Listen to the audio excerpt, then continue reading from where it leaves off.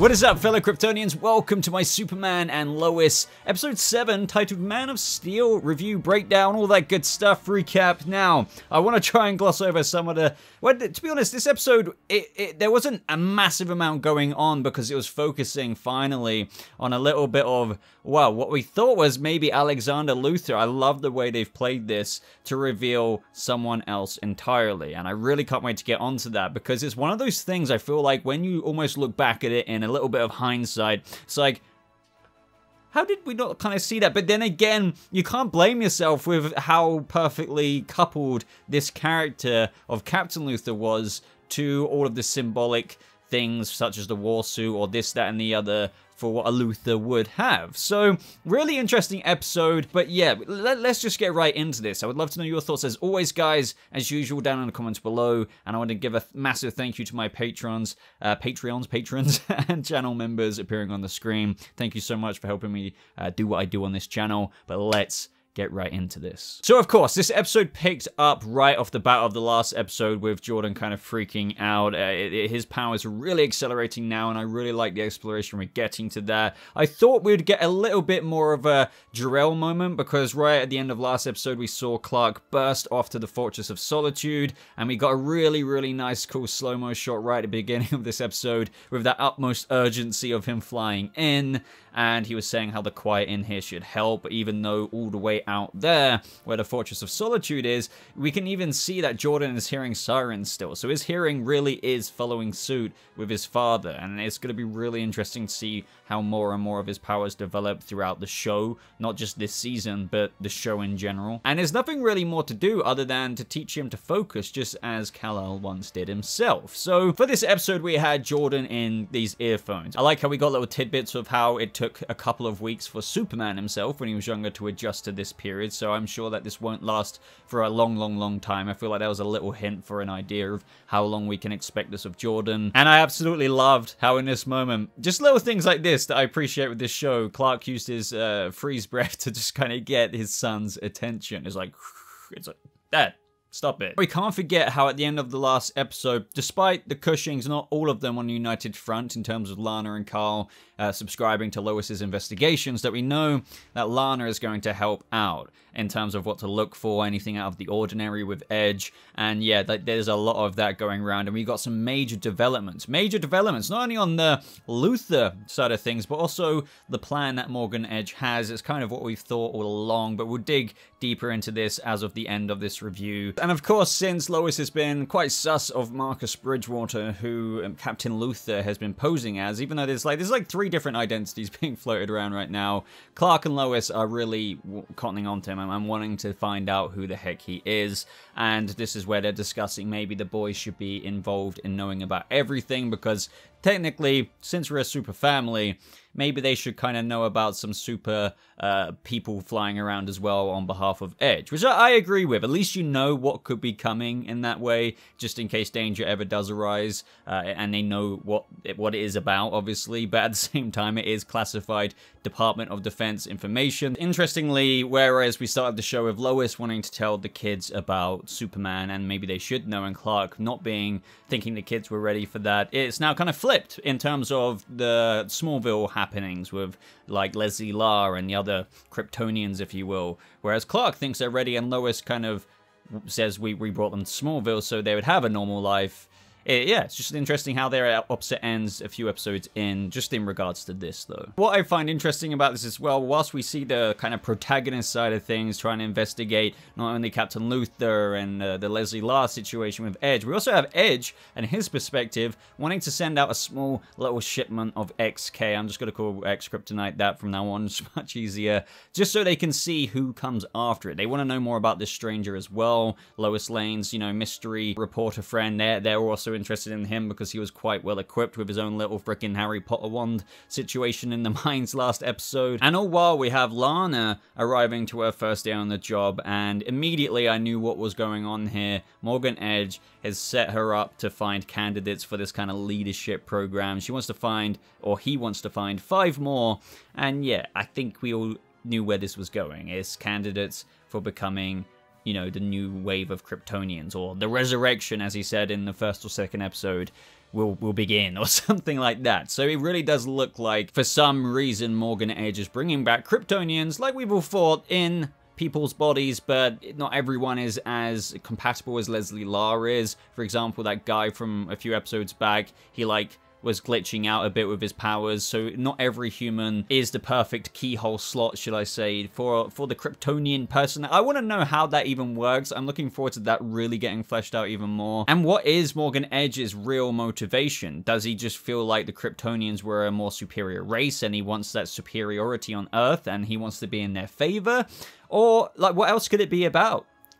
I can't wait to find out. Now let's get the Jordan and brother stuff over with for this episode, just so we can kind of keep it a chronological kind of, I don't know, discussion going on here. So we had Clark teaching Jordan. I found this really cool. Tells him to focus on one sound at a time, and he removes his earphones. Everything comes rambling in. The sounds start to die down, but even that one water droplet just completely sends everything sideways. He tries to do it himself in a scene a little bit later with the clock, which he also really struggles with, and once again, in his bedroom later on, he still couldn't hack it. And this leads us to the moment with Jonathan. So he goes into school, obviously covering for his brother a little bit, and then Tegan Wickham takes an interest in him, and that is when we have Sarah going along saying, no, you don't want to be, you know. So that was its own little thing, but that is when Jordan thought, okay, you know, I'm going to focus on the picture of the girl I have a crush on to help him sort out his hearing. You know, as I've mentioned in my last review, with, you know, Jordan, it seems to be emotion-based rather than just, you know, controlling his powers at pure will.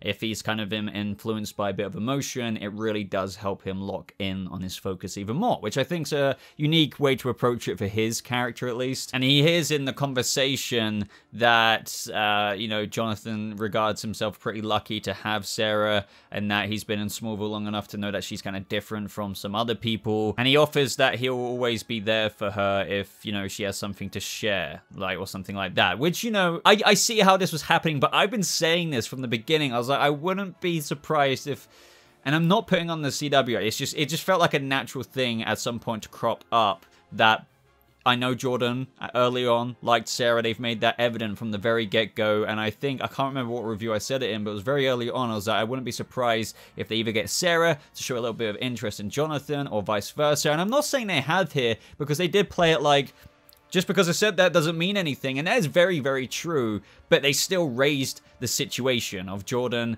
getting jealous of spying on his brother. Hearing that, obviously, it kind of makes you think, oh, is he kind of being there for her with maybe an ulterior motive or something? So that ended with a bit of tension, and to be honest, I felt bad for Jonathan, because once again, not only is he always taking the brunt, I feel like I say this in every review, he's now had a broken wrist, he's been always defending his brother to his own detriment in school, and then when Jonathan gets home, he has a little bit of an outburst at Jordan, which I can't blame him for at all. He goes on to talk about how I've been having your back all day, and now what? You think I'm trying to move in on your not girlfriend? Now, the interesting thing about this, without wasting too much more time on this, is he may be saying that, and in one option, that doesn't mean that things won't maybe blossom between them. It's just that he had no intention of that from that moment onwards. Or it could have just been a fake situation to just bring this up between two brothers, and it's not going to go anywhere. But what I'm going to be interested in is, where do you think this could go? Do you think it was just a temporary thing? I knew it would be brought up in some capacity with Sarah between both brothers, but do you think that was the end of it? Or do you think inadvertently Jonathan might actually find himself getting feelings for Sarah? Even though they have shown that Sarah does like Jordan, but like she just kind of wants to keep it friends for the time being. She's not ready for that. I don't want this to become a relationship CW analytical review, but I still feel like it's very relevant because it got brought up. At the end of the day, will it continue? That is the question. I'm not gonna lie, it was pretty funny how Jonathan just punched the wall or whatever. He hit the wall, so that vibration would just completely reduce his brother to the floor in that moment. That is one way of neutralizing him when he's having hearing problems. Now, one of the really good parts of this episode is what I've really wanted to get to in this review is when we get to the Luthor stuff. He's not really a Luthor, but for now, I guess I'm just gonna address it until, you know, we get to that part. and the flashbacks, but we still didn't get all the context, which is a good way to, I guess, tease us, because we got to see some of the stuff with his Earth, the Supermen, or whatever the heck was going on there, collapsing Metropolis, the first city to go. We saw more of the side of his family and things like that, but we still don't know exactly what it is. I suspect that in a similar way on his Earth, XK maybe was the beginning catalyst, and maybe XK could somehow... I can't piece this all together. I don't see how that would necessarily influence Clark to go evil, but there were plenty of other Kryptonians. So on his Earth, somehow Kryptonians came back, which must be how this Luthor, who isn't a Luthor, but you get what I'm trying to say here, knows about XK, because that's how we saw all of those Kryptonians destroying Metropolis. The only reason that we don't have pieced together here is, why would Superman destroy Metropolis like we saw on his flashbacks? So we had him putting his little AI ball together. Lois knocks on his little camper van door, demands the truth. We knew this was coming, and that is when we get our first flashback to him and Lois in bed on Earth.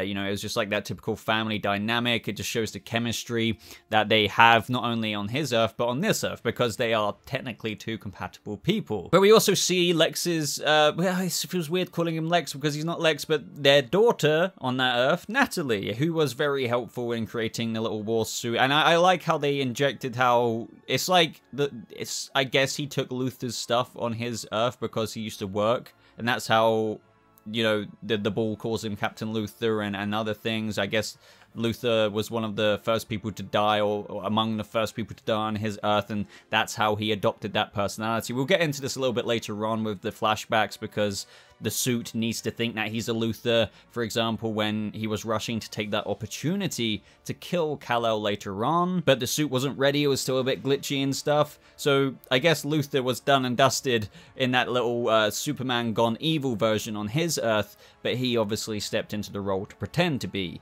Captain Luthor, which is how he got a hold of the ship, the AI technology, so on and so forth. And it was quite creepy because it seemed to take everyone by surprise as much as anyone else, because they were having that nice Saturday morning kind of thing, and they look out the window and just you see Superman floating by, and then it's just heat visioning the whole freaking city. Everyone is just watching or just screaming, and as of right now, and kind of to the very end of the episode, it was the beginning of the collapse, yet without all the context. Yeah, I feel like we're getting the pieces of the puzzle. It's just we're still waiting on a few more flashbacks as to what really happened with Superman on that Earth. Another thing I kind of liked, and I don't know if we've got so much, and I really do want to see more of this, to be honest, because it felt like we got some Lois and Clark moments, because we had this moment where Clark doesn't like the idea of leaving Lois alone with this potential Lex, so they both went there to suss him out a bit. Lois was obviously going to try and get his half of the story, whilst Clark looked in his little camper van, and that is exactly what happened. He entered the camper van, the little AI robot says, "Captain Luthor, how was your conversation with Lois Lane?" And Clark was like, "Luthor, again," but yet again, it's not the real story. Now, I thought initially we were going to hear the full story here, and he was actually going to say everything from when we would tease this in the trailer.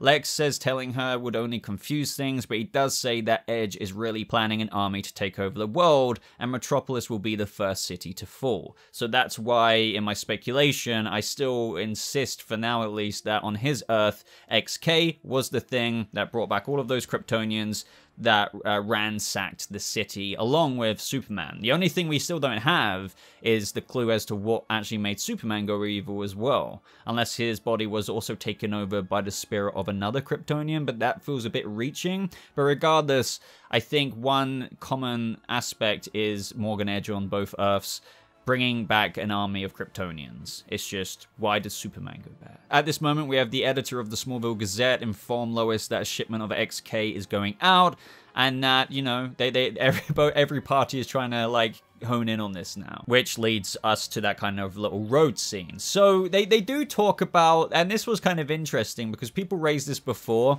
but I feel like a lot of us were ignoring it just because even though the CW Superman and Lois is much better writing, I still kind of wrote this off for the time being, as maybe that's a bit of an oversight that they're going to try and forget about. And what am I talking about? So in this moment, Clark says he could actually be Lex Luthor, and Lois does point out, after everything they know about the multiverse now, anything is possible.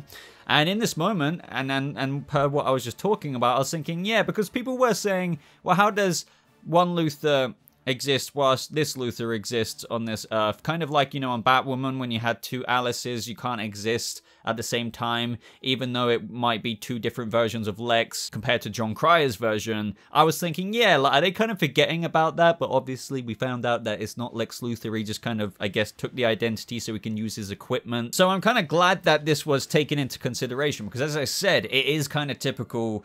Well, that is a typical thing of the CW to have a bit of an oversight about. And it's interesting because after the reveal of Steel, if that makes sense, this episode, and hence the really cool episode title, Man of Steel, referring to Superman, but also John's Steel in the comics, and that's what we're going to break down in a second. Todd Helbing, there was an interview after this episode where I believe they were actually going to do a Captain Luthor, so it wasn't actually going to necessarily be Steel from the comic book. So would it have been a case of there was two Lexes before things transformed in the writer's room? That's just an interesting thing there, but I'm glad they did this because it's a super interesting way to do this character and let this story unfold. As I said, in this moment it felt like Lois and Clark were both, you know, actively being their reporter selves, going out to like investigate this shipment. They were going right into the trap of what Edge wanted to do though. Turns out Alex, or Alexander Luthor, of who we thought was that character, is already there because of what he heard in the van, thanks to his AI. Clark goes out into Superman mode, you know, puts one of the trucks on top of a little ridge cliff. They obviously contact Leslie Last saying, yep,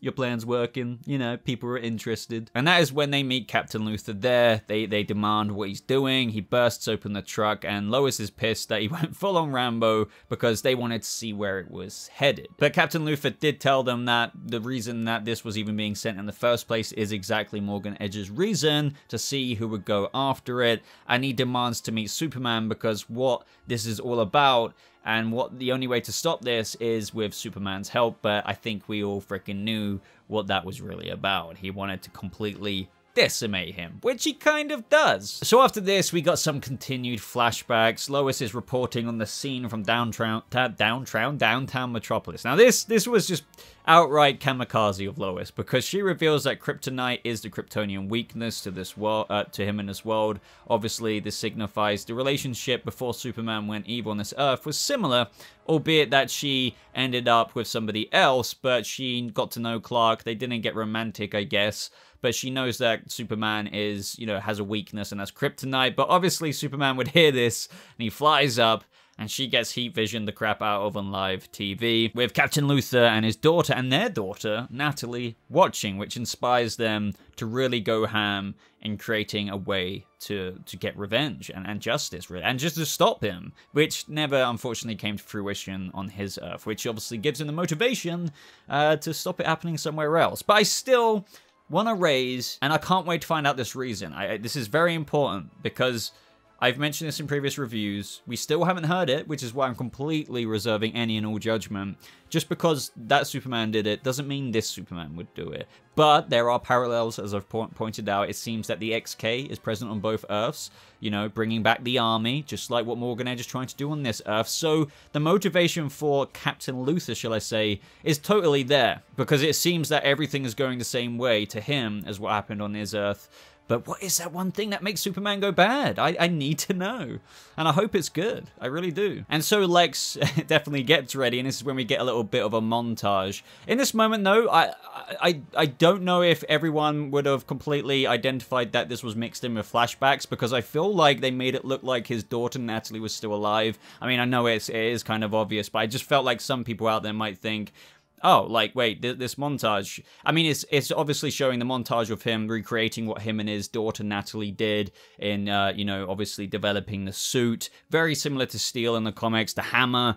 That was all wicked. But yeah, it was just side by side, and I felt like there wasn't much of a filter difference. Just something off the top of my head. But Natalie, we still don't know what ended up happening to her. I'm guessing he lost her as well to come over to this Earth, I guess, because they signify, you know, and I'll come back, but he never came back, I'm guessing. But this is where we get the results back from the Department of Defense. They searched up, and there's definitely no Luthor family tree on this Earth where, like, Luthor had a son. So when Superman went to go meet Mr. Captain Luthor, shall we say, this is where I feel like episodes at the minute are doing a really good job of getting up to this climax of the episode, showing different scenes going on from what we've seen all the way throughout the episode, just getting to their point of the height of it, but all at the same time. So everything was really building in this moment, not just between Superman and Captain Luthor. We had the boys, we had other things going on with Lois, and it was like, oh my god, what's going on? Now in this moment, Superman's wondering why they're really here, and, you know, Captain Luthor says because the world's about to be destroyed unless he saves it. Kind of very predictable stuff. We get like him talking about how he will be saving the world by eliminating the threat, how Morgan Edge is involved, but he won't be the main source of destruction.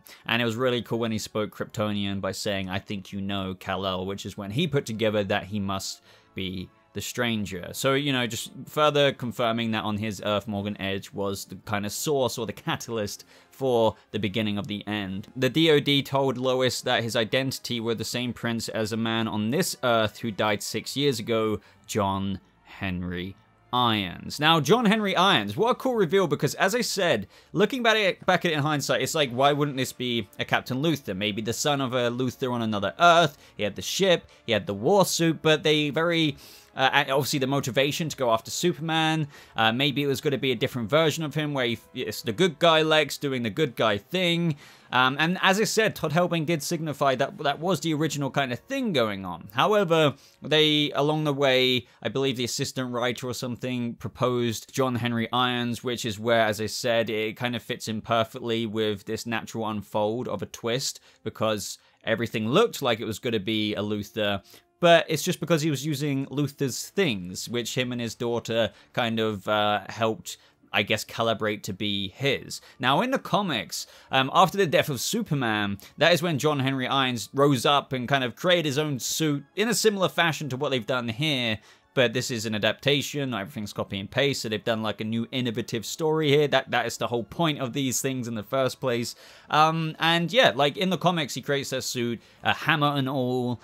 There's normally a little bit of an S on there, and he becomes a hero. It's just on this Earth, he's kind of done a similar thing to rise up, but just to stop Superman from going evil. So I find that really, really cool. I thought they did a great job with bringing that to screen. Like, they literally did the Mjolnir kind of hammer thing. They explained how, just kind of like how he rose up to be that hero in the comics, he can deliver the strength of a blow of Superman with the kinetic energy that the hammer, you know, charges with. So yeah, I was really, really happy with this. It was a nice twist because, without repeating myself too much more, you can really see how this character could be both characters. And I believe when he was cast, he thought he was going to be a Luthor. So I really do applaud them for this little twist. They have some cool lines as well saying, you know, about saving the world. You see, Kal-El, you're not the Man of Steel.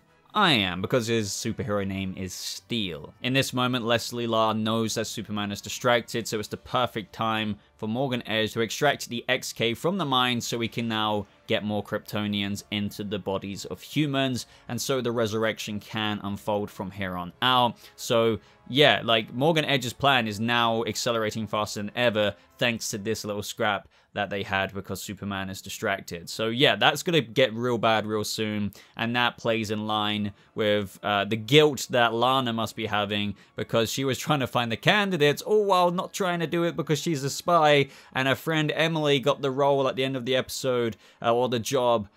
Yeah, she's going to be a subject. So she's going to be one of them. And if it weren't for the boys, and I really like this, and Jordan honing in his ability to hear his father in danger, that was a really cool way of, you know, because if I guess you're under that pressure, it gives him the excuse of honing in on that and trying to find where Superman is. They drove in, completely decimated John. I guess we're just going to call him John now. I'm glad that they included it hitting the hammer, because it didn't technically hit him, so the hammer would have taken most of that kinetic energy, like blasting into it, if you know what I mean. Now, the only thing I didn't really like in this moment, and I have to be fully transparent, is that in that moment, Clark got up, they showed him getting angry again, the heat vision, you know, and that's fine, because as Clark always even said in the last episode, he gets that as well, just like Jordan, but he keeps him in check. But he went right up to John Steel, if you will, and he was about to punch him. If it weren't for Lois, was he going to do that? He literally went like that, and he's a human. That would have put an actual hole in his face. I mean, sure, you can insert any excuse you want saying, Boba. I'm sure he would have just gone, tap, and maybe it would have knocked him out, but come on, like, what they were signifying to us there is that he might have got angry. Sure, you can also say he was about to do it and he would have stopped himself, but regardless, we don't know the answer there. So all I can draw out of that is Superman might not have had his anger in check there, and that's kind of dodgy, because it's like, well, Superman, you would have killed him, put a hole in his head. So I don't know how to feel about that. I know you want to, like, show Superman having a line of where he almost can. I mean, Superman can. That's why there's stories where he goes bad. We're all very familiar with them. But I don't know, man. I feel like it undermines the very thing they did last episode where he keeps his anger in check. But now if Lois Lane wasn't there in this last scene, and trust me, I'm really not trying to hate on this. It's just I'm seeing something and I have to call it where I see it. If it wasn't for Lois Lane, would he have put a hole in his face? Which would have undermined the lesson he was trying to teach his son last episode about keeping the impulsive anger in check, especially when you have powers. Other than that, though, guys, end of the episode now. We literally have John, or it's weird not calling him Captain Lucifer now, in the DOD. We don't have General Lane just yet because Superman said we're going to wait till General Lane arrives in the morning, and Superman wants to be the first one in there. Now, I feel very predictably this is going to go the way of, okay, General Lane's going to go in there, and this guy's going to talk even more. When you're talking about caution to General Lane about a superpowered individual, yes, even if it happens to be his daughter's husband, that will probably stroke General Lane's ego even more about how he's so cautious all the time. So I feel like General Lane is going to be very perceptive to what he hears, just like how he started the contingency plan all those episodes ago. Yeah, so I feel like he's going to buy John's story even more. It's going to be interesting to see where that goes. That's going to add even more tension for Clark and General Lane, which might push him even a bit more edgy, if you know what I mean. Edgy Superman, just a little bit. We know he's not going to go evil, though. I'm glad that Jordan also apologized to Jonathan towards the end. We got a little bit of a brotherly moment there. They're told all about what's going on in Smallville. And then we got more flashbacks, you know, of where John found his opportunity to take down Kal-El, but Natalie, his daughter, said that the AI is still set for Lex Luthor. So, as I said earlier, this kind of goes over that Lex may have, I guess, died, and they just, you know, took his equipment. And then other than that, it kind of just shifts over to what we were talking about earlier with Morgan Edge really ramping up production on bringing back Kryptonians. So all in all, I feel like this episode was a really decent episode.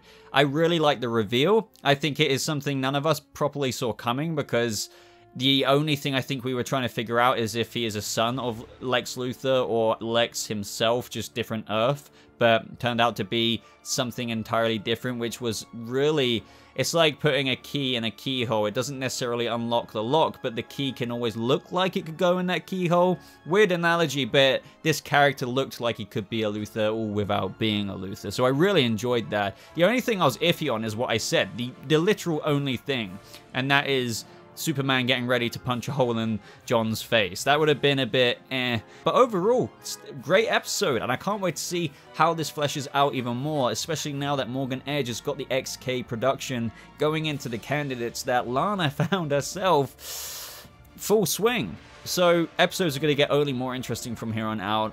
Once again, after watching The Flash, this was a complete refreshing thing. But other than that, guys, let me know your thoughts. I read every single comment. Check out the top pinned comment in the comment section down below. It is my comment where you can find links to my social media and all that good stuff. Like the video if you did enjoy it. Subscribe for more Superman and Lois just like this and all kinds of other videos. But thank you so much for watching. I hope you all have a lovely rest of your day, and I'll see you fellow Kryptonians in the next video. Goodbye.